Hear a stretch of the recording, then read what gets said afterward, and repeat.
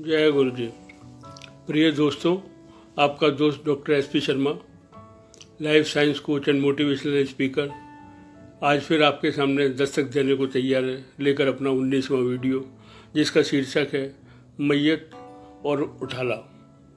उम्मीद है आपको पसंद आएगा। अगर ये वीडियो आपके दिल की गहराइयों को छुए तो दाद दिए बिना ना रहिए, इतनी अपेक्षा आपसे ज़रूर है, क्योंकि आपके प्रोत्साहन से ही हमें आगे बढ़ने की शक्ति मिलती है। जय गुरु जी। मन के उद्गार, जीवन में प्रेरणा का एक प्रयास। मैयत और उठावनी सुना करते थे पहले और देखते भी आए हैं।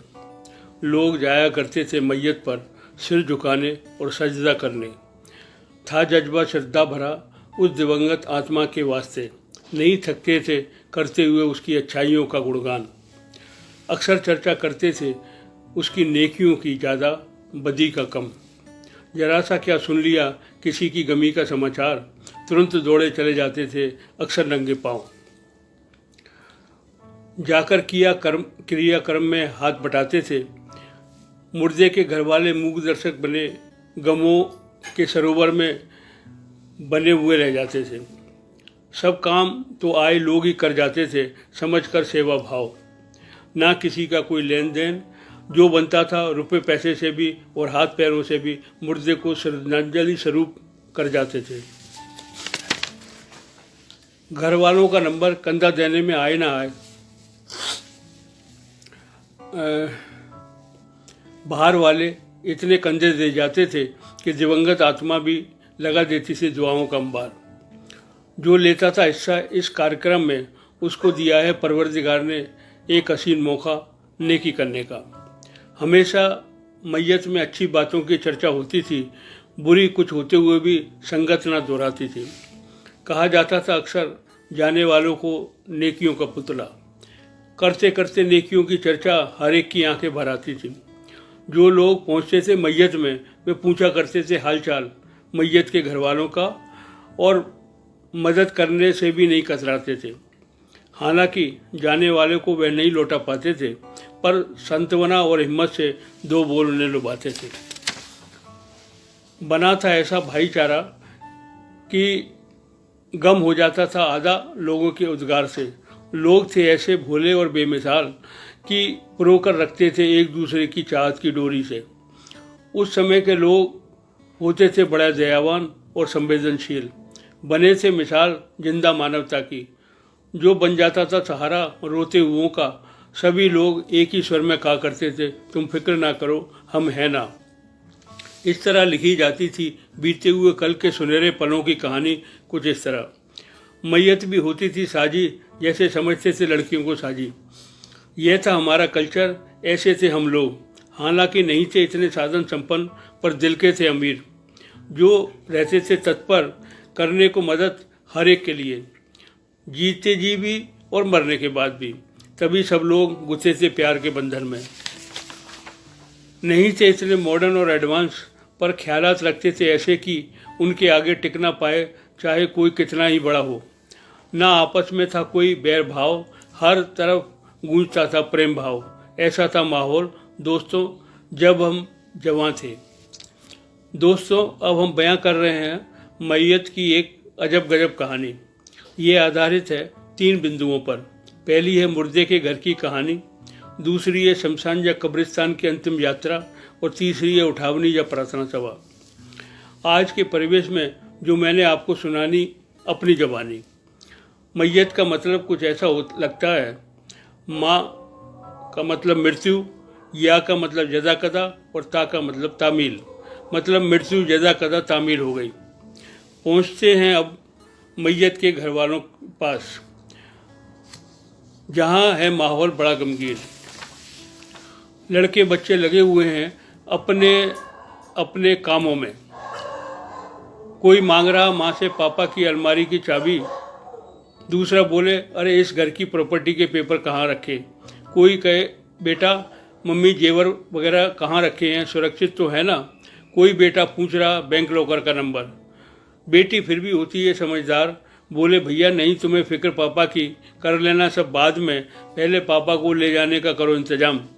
क्योंकि शर्मा अंकल को मैंने कहते सुना है, ज़्यादा देर घर में न रखो, वे भूत बन जाते हैं। किसी को नहीं है असल फिक्र जाने वाले की, सब खोज रहे हैं कुछ ना कुछ धुन पाने की धुन में। इतने में एक रिश्तेदार आया और बोला, अरे भाई पीछे तुम लोगों के वास्ते कुछ छोड़ भी गए हैं या नहीं, यह सब बर्बाद कर गए। तभी दूसरे रिश्तेदार ने आकर आग में घी छिड़कते हुए कहा, भाई साहब से ये उम्मीद ना थी, इतनी जल्दी दुनिया से कूच कर जाएंगे। परसों ही तो मैं उनसे अपना उधार वसूल करने गया था, जो उन्होंने दिया ही नहीं। खैर भाभी जी तो है ना। मृत की बेवा वैसे ही गहरे सदमे में है, उसे कुछ नहीं सूझ रहा और आंसू थमने का नाम नहीं ले रहे, पर लोग हैं कि बाज नहीं आ रहे अपनी उलझुल हरकतों से। तभी चौथा रिश्तेदार, अरे बहन जी बड़ी जल्दी चले गए भाई साहब, और कुछ दिन रह जाते तो उनका क्या जाता। तभी पांचवा रिश्तेदार, अरे भाई बड़े लड़के को संबोधित करते हुए, सब कुछ देखभाल लिया है कि नहीं, कब तक बुद्धू बने रहोगे, जब तक छोटो तीनों भाई सब माल डकार जाएंगे। तभी छठा रिश्तेदार, देख लो बहन जी, मैं तो हमेशा भाई साहब को समझाया करता था कि ज़्यादा पैसों के हेर फेर में ना रहें, अब देख लिया हाल, और खैर जो होना था सो हो गया। तभी सातवां रिश्तेदार बोला, भाई साहब की सब तैयारी हो गई है, जल्दी निकलो वरना शमशान में जलाने का टाइम खत्म हो जाएगा। तभी आठवां बोला, चलो चलो जो लेना देना है उसके लिए भाभी बैठी हैं, पहले भाई साहब को विदा कराएं। फिर नवे रिश्तेदार ने उठाई काठी और 4 आदमी आ गए लगाने कंधा, और लोग जुड़कर ले चले मैयत को, ले चले अंतिम यात्रा की ओर, कहते हुए राम नाम सत्य है, सत्य बोलो गत्य है। तभी एक बालक भी साथ साथ चल रहा था। वह बोला, देखा देखी, शायद उसे इसका भावार्थ पता नहीं था। उसने बड़े जोर से कहा, राम नाम सत्य है, मुर्दा बड़ा मस्त है। सब लोग देखें उस बालक की ओर और बोले, ऐसे नहीं बोलते। बच्चा अपने को समझने लगा अपराध बोधक कि मैंने कौन सी गाली दे दी या कौन सी गलती कर दी। तभी 10वां रिश्तेदार बोला, उतरो उतरो। पहुंच गए अंतिम पड़ाव पर। फिर होने लगी तैयारी करने मुर्दे को सुपुर्दे खाक। जुट गए सब लोग लिटाकर मुर्दे को चिता पर आग लगाने को। जैसे ही चिता जली, आधे तो खिसक लिए, बाकी आपस में कहने लगे, इस दुनिया का यही सत्य है, बाकी सब असत्य है। इस प्रकार क्रियाकर्म करके लौटते समय कुछ रिश्तेदार आपस में कह रहे थे, चलो ये भी सिमट गए। दूसरा बोला, हमारा क्या होगा पता नहीं। तीसरा बोला, हमारा क्या, जितना हो सके कमा लो, साम दाम दंड भेद से, वरना फिर जाने के बाद मौका हाथ नहीं आने वाला। चलो जो हुआ सो हुआ, अपनी जान बची और लाखों पाए, चलो इस झंझट से मुक्ति मिली। इस प्रकार होता है वार्तालाप मुर्दे के बारे में, और पब्लिक सिर्फ मज़े लेती है, क्योंकि किसी को किसी से कोई सरोकार नहीं। आजकल नासा स्पेस का ज़माना है, फिर काहे का रोना और काहे का गाना। अब हम ले चलते हैं शमशान की ओर आज के परिवेश में। अब धीरे धीरे बदल गया है परिवेश इस दुनिया का। होने पर कोई कमी किसी के यहाँ, पहले तो आदमी कतराता है, क्योंकि वे समझे समय की बर्बादी और सोचे जाने वाला तो चला गया, अब क्या आएगा देखने हाजिरी हमारी। बन गया ट्रेंड अब कुछ ऐसा जिसके जाए लोग जनाजे में दिखाएं अपनी शान बड़ी बड़ी गाड़ियों के सहारे। पहले महंगे कपड़े शमशानों और कब्रिस्तानों में, जो ना पहने पहले ब्याह और बारातों में। लदे हुए हैं सोने और हीरों से, रखें आईफोन एक नहीं दो दो साथ में, चलें अर्जली अब आप भगत के वास्ते। जाकर खड़े हो जाएं मुर्दे के काफ़ी दूर और हो जाएं मकसूल खगालने कुंडले मुर्दे की। 100 में से 90 गिना रहे हैं मुर्दे की कमियां और उनके जीवन की नाकामियां। एक बोले जिंदगी भर ऐश भोगे माँ बाप के धन और दौलत पर। दूसरा बोले, अरे साहब था बड़ा कंजूस, एक पैसा करता नहीं था खर्च कभी भी। तीसरा कहे काय का पैसा था, नंबर 1 का चालबाज और धूर्त था, तभी बन गया इतनी बड़ी जायदाद का मालिक। चौथा बोले, उसकी नहीं पटती थी बीबी से, बहुत दुखी था और इधर उधर मुंह मारा करता था। पांचवा बोला, अरे तुम क्या जानो, वह बहुत बड़ा जुआरी और ब्लैक मार्केटर था। कुछ छठा बोला, उसका लड़का उससे 4 कदम आगे है, पढ़ा लिखा होकर भी है बड़ा बदतमीज। सातवां बोला, मैं तो कहता हूँ कि इसकी शिकायत कर देनी चाहिए इनकम टैक्स डिपार्टमेंट में कि इतनी संपत्ति का मालिक कैसे बना। आठवां बोला, अजी साहब क्या क्या बताएं, एक ऐब हो तो बताएं, वह तो ऐबों का खान था। नमा बोला उसके रिश्तेदार पर भी उससे नज़र चुराते थे उसकी गलत हरकतों की वजह से। 10वां बोला मुझसे अब नहीं रहा जाता, कहे बिना वह कमीन की औलाद था। एक दफ़ा मैंने कुछ पैसे क्या उधार ले लिए कि मुझ पर ही कोर्ट केस कर दिया, इसको तो नरक में भी जगह नहीं मिलेगी। 11वां बोला ऐसे आदमियों की वजह से ही हम व्यापारी कौम बदनाम है। 12वां व्यक्ति जो कुछ था समझदार, चलो भाई अब इस राम कहानी का पटाक्षेप करने का टाइम आ गया है, क्योंकि मुर्दा अब सुपुर्दे खाक हो चुका है। इस संदर्भ में हम सब गौर फरमाएं लोगों की मानसिकता पर, तो उन्हें सिर्फ सब में बुराई और बुराइयां नज़र आती हैं, जीवित में और मुर्दे में भी। उन्हें इस मृत आत्मा में एक भी अच्छाई का गुणगान करने वाला नहीं था, जबकि हर एक में कुछ न कुछ अच्छाई अवश्य होती है। मेरे हिसाब से लोग शान और शौकत का प्रदर्शन ऐसी जगहों पर इसलिए कर जाते हैं कि उनके मृत होने पर लोग कहें बंदा जिया भी शान से और मरा भी शान से, क्योंकि उस समय तो हम जिंदा नहीं होंगे अपनी शान बखानने हेतु। अब एक नज़र उठावनी या प्रेयर पर भी डाल लें, खास तौर से लेडीज़ की बातों पर। अरे शांति ये साड़ी बड़ी अच्छी है, और अरे रानी सिर्फ 50,000 की है, मेरे बर्थडे पर मेरे हस्बैंड ने गिफ्ट दी थी।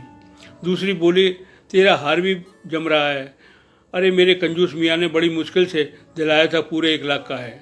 एक बोली मंजू यहाँ आओ एक सेल्फी ले लो, फिर पता नहीं कब मिलना हो। उठावनी में हर औरत ऐसे फैशन में आई थी कि शायद किसी रैंप पर कैटवॉक करनी हो। पंडित जी बता रहे हैं आत्मा निकल कर परमात्मा में मिल जाती है। एक दूसरी से कह रही है मैंने तो आज तक ऐसा नहीं देखा, तुमने देखा क्या? दूसरी ने कहा बिल्कुल नहीं। एक आपस में बात कर रही है, सुनो रेखा तुमने आयुष्मान खुराना की नई पिक्चर ड्रीम गर्ल देखी? मैंने 2 बार देखी। एक कह रही है मेरा बेटा अमेरिका जा रहा है पढ़ने के लिए, दूसरी ने जवाब दिया मेरी बेटी नीदरलैंड सेटल हो रही है। एक बोली अरे आजकल बिजनेस का बड़ा बेहाल है। एक लेडी आ रही है, दूसरी कह रही है अब आई हो जब उठावनी खत्म हो चुकी है। वह बोली घर पर कुछ मेहमान आए थे। इस प्रकार यही हाल उठावनी में पुरुषों का था, सिर्फ फूल लेकर फोटो पर चढ़ाते रहे। एक ने कहा दीनानाथ जी बड़े भले आदमी थे, तो दूसरा उससे बोला तेरा क्या भला करा दिया था? कुछ नहीं, सिर्फ दुनिया दिखाने के लिए कह दिया है। दोस्तों आपने देखा यह एक व्यंग भरा कटाक्ष हमारे समाज का। यह सब उचित है या अनुचित है इसका फैसला आप लोगों को करना है, क्योंकि आप इस दुनिया से कुछ भी नहीं ले जा सकते, और अगर चाहो तो कुछ दे जरूर जा सकते हो। यह दुनिया आपके कामों को कैसे लेती है यह दुनिया की मर्जी, क्योंकि कुछ तो लोग कहेंगे, लोगों का काम है कहना। आप नेकी करो, कुएं में डालो, ताकि इस दुनिया से विदा लेते समय सुकून से सो सको सदा के लिए। बस आज की इतनी सी ये कहानी जो शायद कड़वी है पर सच्ची है। धन्यवाद दोस्तों। अब हम आपसे विदा लेते हैं और कल फिर मिलेंगे एक नई वीडियो के साथ, देने एक नया संदेश जो शायद कुछ ला सके परिवर्तन आपकी सोच में। शुभ रात्रि, शब्बा खैर और पुनः धन्यवाद।